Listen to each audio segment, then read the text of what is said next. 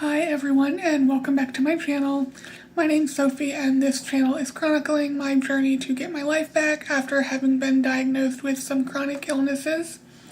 Today I just wanted to do another medical update. I've heard back from Cleveland Clinic, I've had some doctor appointments and just wanted to get everyone caught up with what's been going on. So Cleveland Clinic, one of the labs that came back slightly elevated was the kappa light chain, which can be elevated in something like amyloidosis. So I had messaged the cardiologist and asked him if anything further needed to be done in that regard, and he said no, that it was only slightly elevated and was probably of no clinical significance.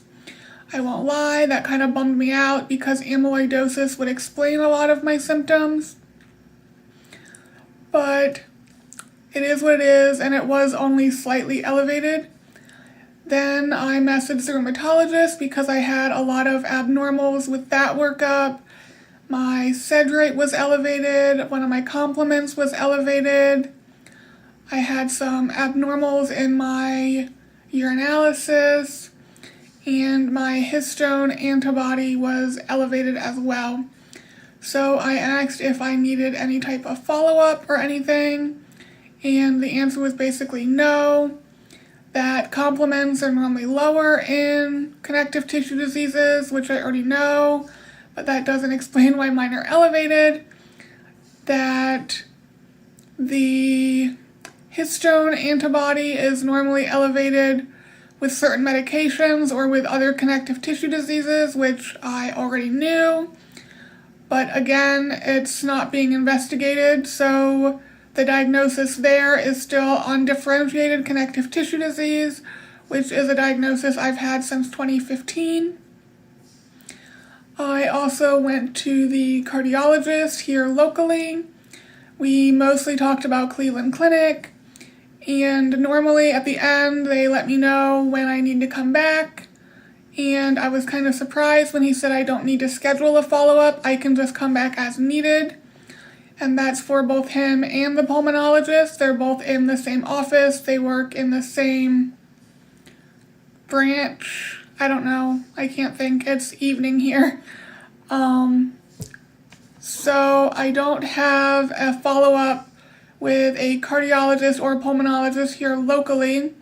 He said when I come back from Cleveland Clinic to let them know. They do have access to those records, and if there's something that needs to be discussed, we can just talk about it over the phone. So I'm not really sure what that means in terms of the preload failure and the Mestinon prescriptions and everything like that. I guess I'll cross that bridge when it comes. And then I met with my primary doctor, who kind of dropped a bombshell that I don't really want to talk about, just because it's been really difficult mentally to just deal with these three things combined. And I just don't want to elaborate, but it just hasn't been easy lately mentally. Just a lot of self-doubt and berating myself and whatnot.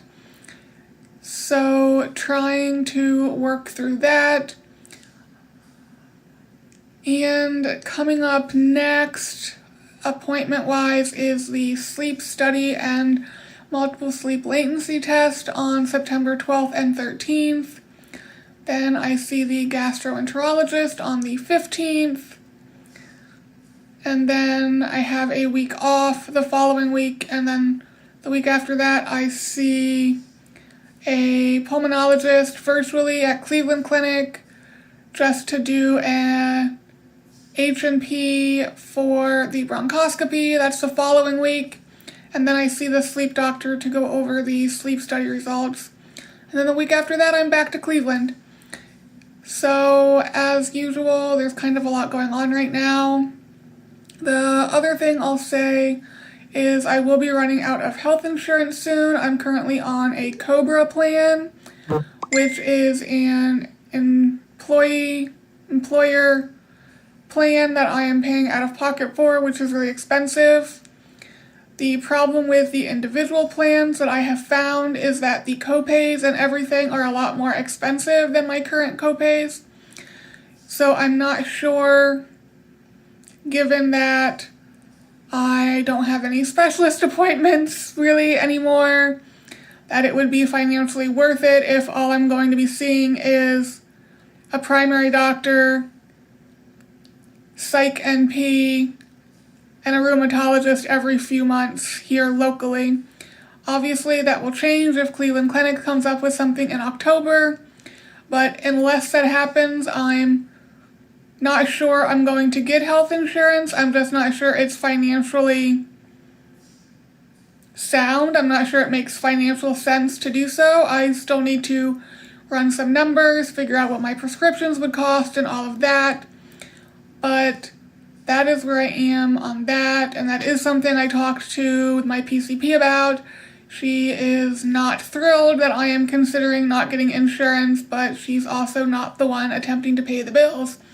So, I don't know, we'll just have to see what happens with Cleveland Clinic in October.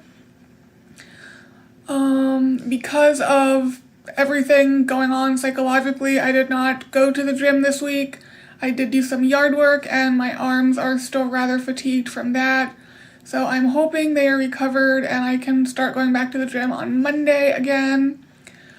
But that is going to be all for this update. I hope everyone is having a good day whenever it is you see this, and I will talk to you guys next time. Bye.